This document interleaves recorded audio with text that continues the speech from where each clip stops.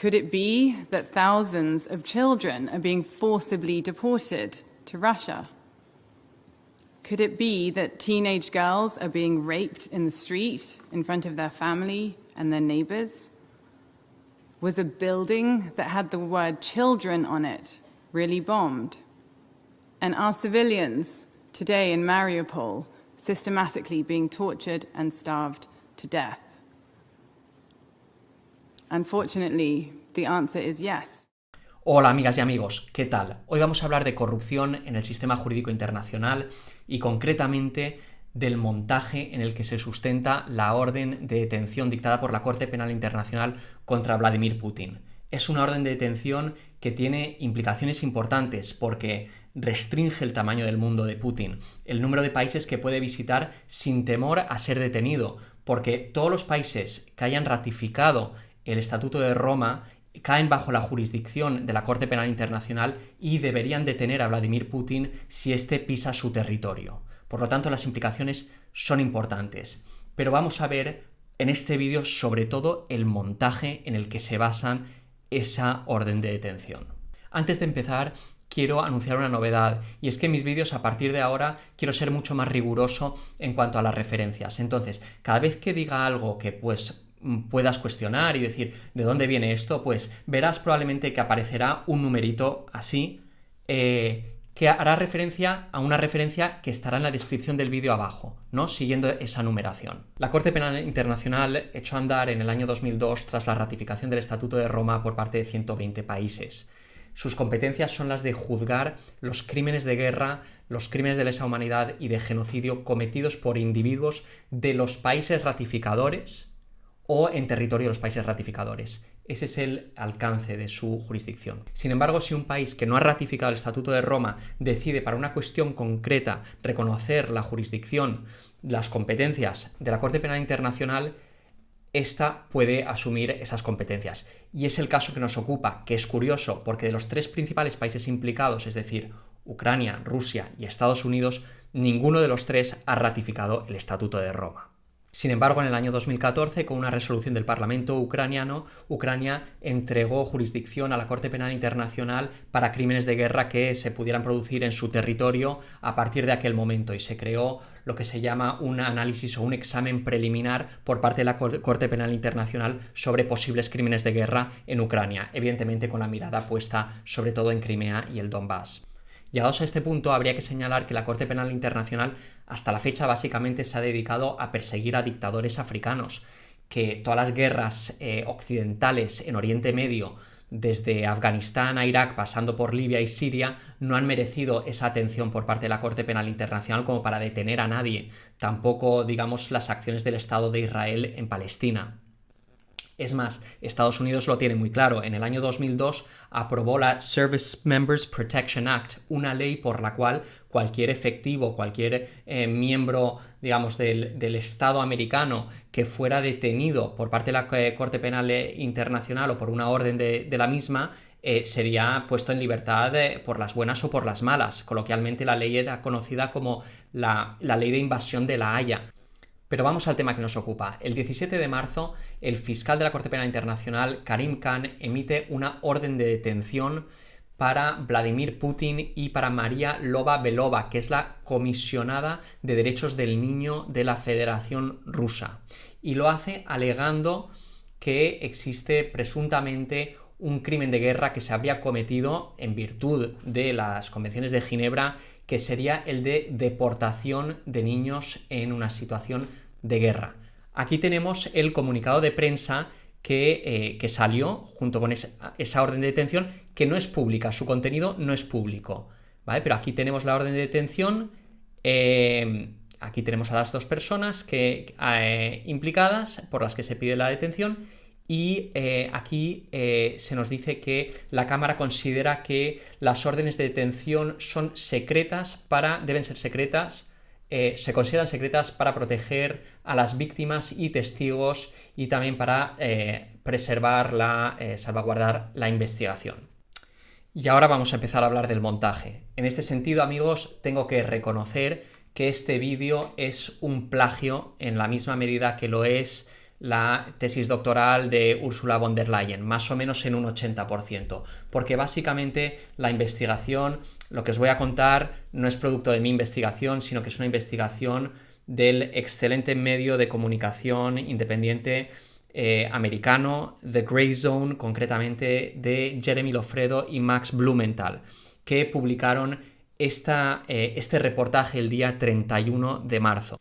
El titular es el siguiente: los indicios en los que se basa la orden de detención de Vladimir Putin han sido fabricados por una entidad creada por el Departamento de Estado de los Estados Unidos en mayo del año pasado, precisamente para este propósito. Amigos, esta es la entidad. Se trata del Laboratorio de Investigación Humanitaria creado en la Universidad de Yale por el Departamento de Estado de los Estados Unidos. En su propia página web, aquí lo tenemos, nos lo explican. Esto está dentro de la Escuela de Salud Pública de la Universidad de Yale y es una iniciativa del Departamento de Estado, su creación el 17 de mayo de 2022. Su objetivo es documentar los crímenes de guerra en Ucrania.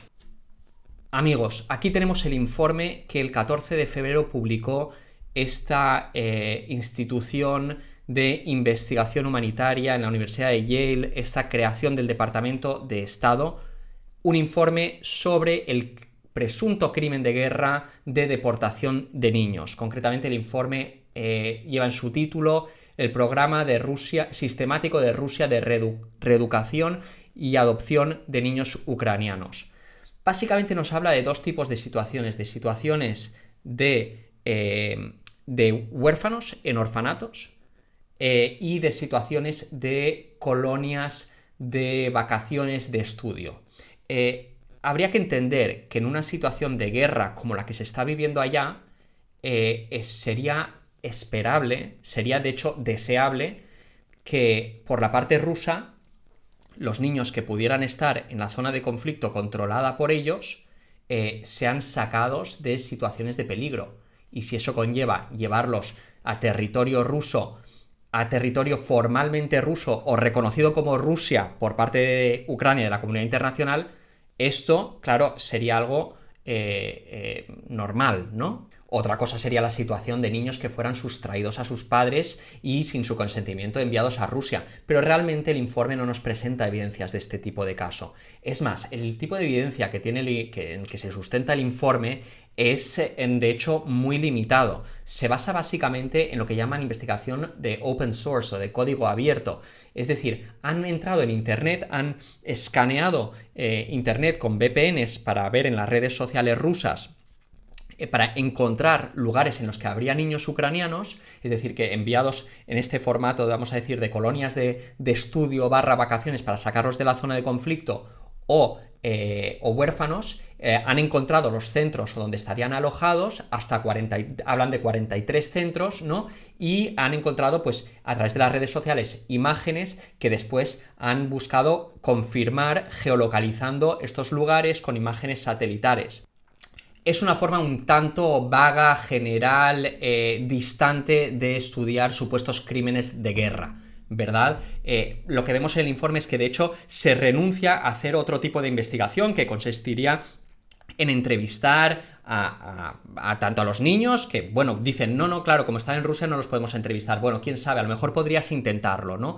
Pero no ha habido tal esfuerzo, ni tampoco de los padres. O sea, se menciona algún caso de, pues tal niño, los padres no autorizaron la ampliación del tiempo que estuvo en esas colonias, que no se lo devolvieron en el plazo que se había dicho, pero esto queda un poquito, digamos, como un caso anecdótico, y lo que vemos en el informe en general es que no hay ningún esfuerzo por documentar de una forma rigurosa los casos, ¿no? Y tampoco de distinguir entre situaciones que el sentido común dictaría que puedan ser legítimas, ¿no? Es decir, niños, el caso de los niños del orfanato de Donetsk que son enviados a un orfanato en Rusia, de casos en los que seguro que existen, hay padres que están buscando a sus hijos realmente, ¿no? Y que desearían recuperarlos. El informe no nos distingue entre tipos de situaciones y, digamos, a nivel de cuantificar, os lo voy a mostrar aquí en el informe. Mirad, aquí en el recuadro rojo dice 14.700 niños ucranianos que está documentado oficialmente como deportados, ¿vale? Ahora vamos a verlo en el texto. Aquí en la columna izquierda, no sé si lo veis, en el tercer párrafo, el gobierno de Ucrania ha recopilado informes de 14.700 niños clasificados como deportados a Rusia. Y aquí tenemos una nota, 30, ¿vale? Ahora nos vamos a las notas de a pie de página del informe, las referencias, y la 30 nos dice que es fuente CC0045, no se divulga por preocupaciones de protección. O sea, no hay fuente. No hay fuente, o sea, estamos hablando de dar una cifra de 4.700, alguien ha dado esa cifra, la Fiscalía Ucraniana, el Ministerio que cuida de Asuntos de la Infancia, yo no lo sé, alguien ha dado esa cifra, pero nos hacen un informe hablándonos, y esta es la cifra más gorda, esta es la más importante, en la que se basará después la orden de detención de Putin. No hay referencia, y de hecho, si nos fijamos en todas las referencias del informe, en muchísimas de las notas, mirad aquí, por ejemplo, 44, 45, 46, no hay referencia. Pues amigos, resulta que Jeremy Lofredo de The Grey Zone estaba en Rusia en noviembre y como parte de su labor como periodista visitó un centro de estos donde había niños traídos del Donbass, niños, bueno, jóvenes, estudiantes de música, como parte de un programa conocido como, que se llamaba el tren del Donbass Express, y eran estudiantes de música, básicamente, que estaban disfrutando de una estadía. Vemos imágenes aquí y él lo describe como un lugar en el que los niños, los jóvenes estaban encantados de poder estar tocando instrumentos y haciendo música fuera de la zona del conflicto.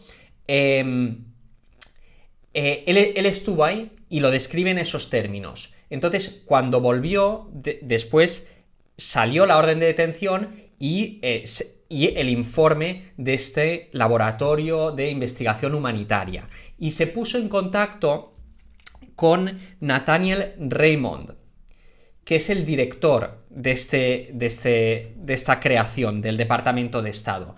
Y le dijo, oye, me gustaría entrevistarte porque yo he estado en uno de estos centros. Y entonces Nathaniel Raymond aceptó esa invitación a entrevistarse. Entonces, en la investigación de The Grey Zone que vemos aquí, parte de ella es, digamos, la descripción de este informe, cómo está vinculado con la orden de detención, y después las declaraciones en esa entrevista de Nathaniel Raymond, que a la postre no las ha desmentido, que dan una idea muy de cómo se ha creado esto, ¿no? Como de la voluntad, digamos, del Departamento de Estado de buscar a toda costa material incriminatorio que pudiera funcionar a nivel de la Corte Penal Internacional para poder intentar, pues, enjuiciar a Putin, ¿no? Entonces, de hecho, esto es lo que explicaría por qué piensas, ¿no? Cuando salió esto, ¿por qué no usaron Bucha? ¿Por qué no usaron el teatro de Mariupol? Otros supuestos crímenes de guerra, ¿no? De Rusia de los que nos han hablado. Y en realidad, pues parece que sería como muy difícil que eso se sostuviera ante un tribunal. Porque si fuera lo de Bucha, aun si damos por bueno, ¿no? que esa masacre la cometieron las fuerzas, el ejército ruso, sería muy fácil para Putin, o sea, digamos, dejar la responsabilidad en un nivel inferior, porque claramente no formaría parte de la doctrina militar rusa y no se podría por ello enjuiciar, ¿no? a alguien más arriba si no se pudiera demostrar que tuviera conocimiento, ¿no? de aquella situación y aquel comportamiento, en el supuesto de que se hubiera dado, ¿verdad? Aquí tenemos al final del reportaje, eso es bastante curioso, cuando Jeremy Lofredo le pregunta a Nathaniel Raymond, el director de este centro de investigación humanitaria, ¿no? creado por el Departamento de Estado, le pregunta lo siguiente. Lo voy a pasar por el traductor automático al español de Safari, y creo que lo hace bien. Dice, cuando se le preguntó sobre el hecho de que la mayoría de los niños involucrados en los programas que Yale HRL, es decir, el Laboratorio de Investigación Humanitaria de Yale, investigó, sobre el hecho de que la mayoría de los niños en los programas investigados ya se consideran rusos y provienen de regiones separatistas y de etnia rusa y que han sido objeto de violencia por el gobierno de Ucrania respaldado por Estados Unidos y que algunos no tienen hogar a donde regresar porque fueron destruidos en el conflicto, Raymond fue desdeñoso.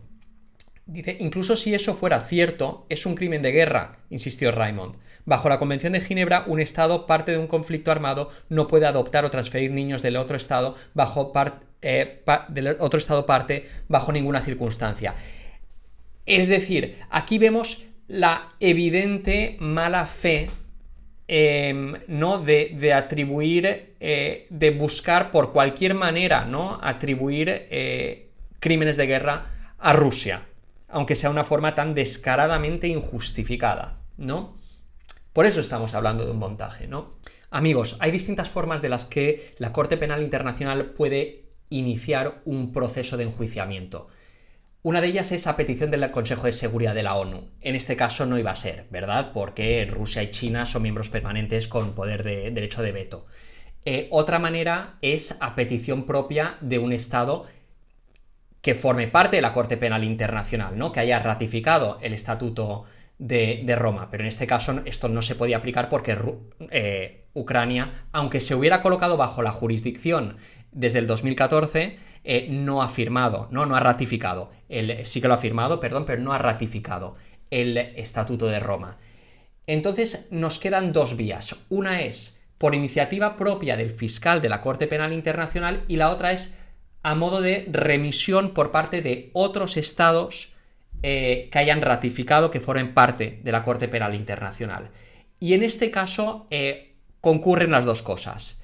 Por un lado, el 28 de febrero del año pasado, Karim Khan, fiscal británico de la Corte Penal Internacional, inicia una investigación de crímenes de guerra en Ucrania. Tan solo 4 días después del inicio de la invasión rusa, ¿verdad? Es decir, no estaban a estas alturas investigando deportaciones de niños, era como vamos a investigar, vamos a sacar algo, ¿no? 4 días más tarde, el 2 de marzo, el otro mecanismo se pone en marcha también y el embajador británico ante la Corte Penal Internacional presenta una carta con la remisión por parte de 40 estados ratificantes de la Corte Penal del Estatuto de Roma, esta carta de remisión del caso de los crímenes de guerra en Ucrania a la Corte Penal Internacional. ¿Cuáles son los 40 países? ¿Crees que lo sabes? ¿Crees que lo puedes adivinar? Vamos a ver, tienen que estar entre los verdes que aparecen aquí, ¿no? Este mapa nos enseña los países que han ratificado, en verde nos enseña los países que han ratificado el Estatuto de Roma, en naranja salen los que han firmado pero no han ratificado, y de hecho Estados Unidos y Rusia, y no sé si alguno más, han retirado sus firmas, y en gris los que no han firmado ni han ratificado, ¿no? Entonces, en verde tenemos básicamente América Latina, no todas las Américas, básicamente a excepción de Estados Unidos, gran parte de África, Europa, Australia, Japón, Corea y Nueva Zelanda. Vale, entonces, ¿quiénes son los 40 que remitieron la carta pidiendo la investigación de los crímenes de guerra en Ucrania? Bien, aquí tenemos la carta. 2 de marzo, presentada al fiscal Karim Khan, ¿no? Y quien firma es el embajador del Reino Unido, ¿no? De un británico a otro, vamos a decir. Y los firmantes son, como ya habías adivinado, todos los países de la OTAN, todos los países europeos, incluyendo Liechtenstein y Luxemburgo y Malta. En América Latina, Costa Rica, Colombia y después se sumó Chile. En África, ni uno. Posteriormente se sumó Japón y creo que no aparece ni Corea, ¿vale? Pero estos son los países que pidieron que se empezaran esa investigación de crímenes de guerra ya en los primeros días de la invasión rusa. Eso fue el 2 de marzo, pero el 3 de abril Joe Biden ya estaba diciendo que Putin era un criminal de guerra y que debía ser enjuiciado como tal. En mayo, como veíamos antes, del año pasado, es cuando el Departamento de Estado le encarga, ¿no?, a Raymond Nathaniel crear dentro de la Universidad de Yale ese laboratorio de investigación humanitaria con el fin de investigar los crímenes de guerra rusos. Amigos, aquí tenemos una declaración en la web de la Corte Penal Internacional de Karim Khan, el fiscal, con ocasión de una visita suya a Ucrania, donde lo vemos aquí reunido con Zelensky. Esto es el 7 de marzo pasado, es decir, 3 semanas después de la publicación del informe sobre el secuestro o la deportación de niños como crimen de guerra por parte de esa tapadera del Departamento de Estado que veíamos antes. Una semana, 10 días antes de la emisión por parte de él mismo de la orden de detención de Putin, ¿no? Entonces, él ha estado varias veces en Ucrania desde el principio del conflicto. Podemos ver, aquí podemos verle no sé si en el mismo viaje, porque esto es del 28 de febrero, el otro era el 7 de marzo, esto es 28 de febrero de este año, y aquí está con Merrick Garland, el fiscal general de Estados Unidos, en un encuentro en Lvov, en el oeste de Ucrania. Podemos verle posando junto a unas cunas, evocando la idea de niños robados, ¿verdad? Aunque digamos que la imagen gráfica no está sustentada en nada. Y aquí le vemos en la conferencia de donantes para la Corte Penal Internacional para investigar los crímenes de guerra rusos, y esto fue el 21 de marzo, y está junto al ministro de Justicia de Dominic Raab, que es el ministro de Justicia del Reino Unido. Y parece que se lo están pasando muy bien, ¿no? Y en esta conferencia de donantes consiguieron 5 millones para investigar los crímenes de guerra rusos.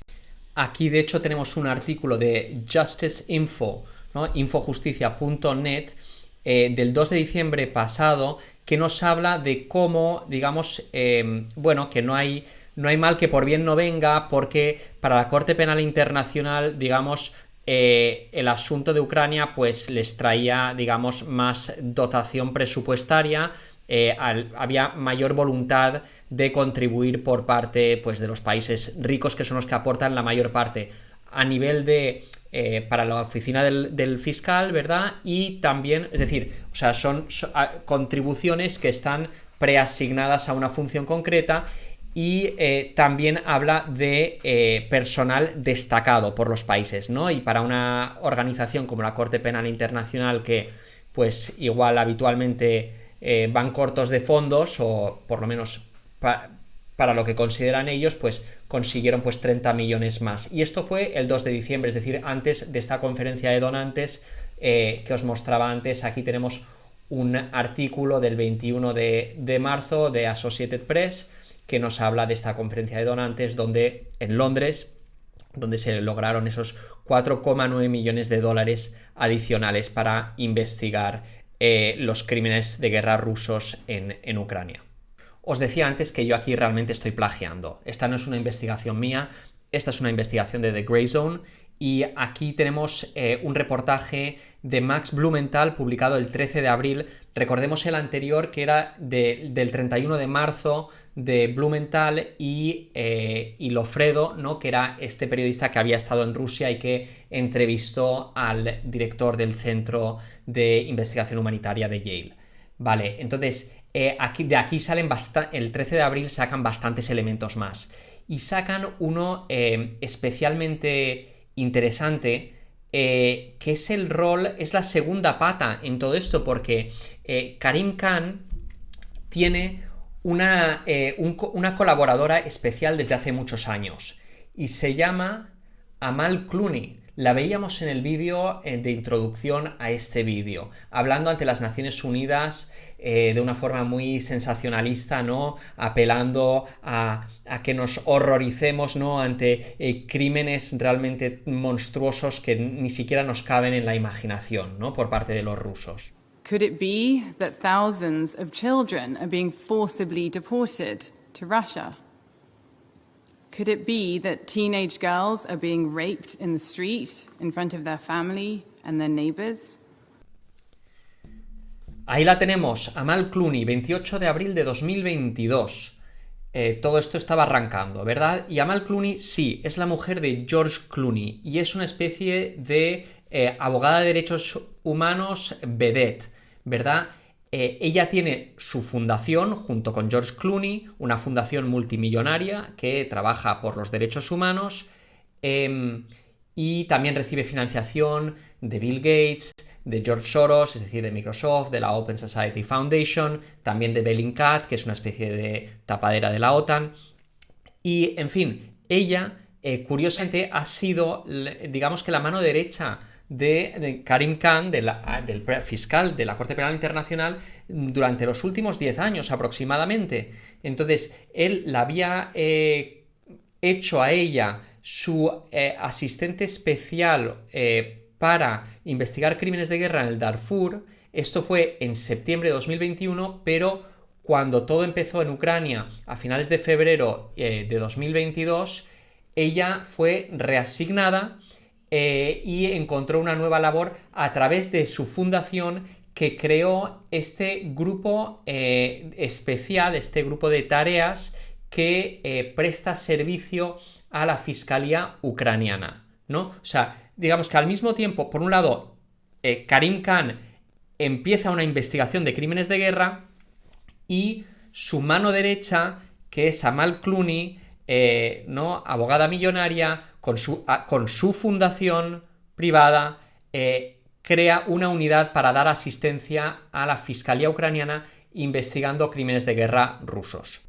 Esta imagen nos da una idea del tipo de persona del que estamos hablando. Aquí vemos a los Clooney como anfitriones de una gala para recaudar fondos para la campaña de Hillary Clinton en 2016. El precio del cubierto estaba entre los 33.000 y los 350.000 dólares.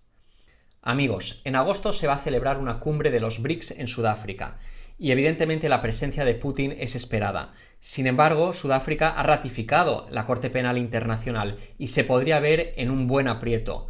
Máxime porque hace unos años ya evitó detener al presidente de Sudán, de alguna manera contraviniendo el Estatuto de Roma, y sus propios tribunales y la Corte Penal Internacional dictaminaron que había actuado de forma equivocada.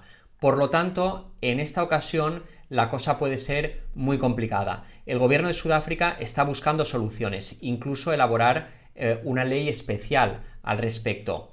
Y esto no es más que el principio, ¿verdad? Porque a partir de ahora Putin en principio tampoco podría pisar suelo latinoamericano, tampoco podría ir a Mongolia y a tantos otros países africanos, ¿no? Por no hablar de países europeos, evidentemente. Es una situación muy complicada. Es complicada también para la Corte Penal Internacional, porque muchos países se podrían ver tentados de desacatar la orden de detención o de retirarse del Estatuto de Roma. Evidentemente, esto también afecta muy negativamente al prestigio de la institución, que queda retratada una vez más como una institución al servicio de los países occidentales, que si hasta el momento tenía la reputación de solo actuar contra dictadores africanos, ahora, bueno, pues se añadirá a eso que actúa contra los enemigos de Occidente, ¿no? Pero básicamente una institución tremendamente politizada. Y la verdad es que es un hecho.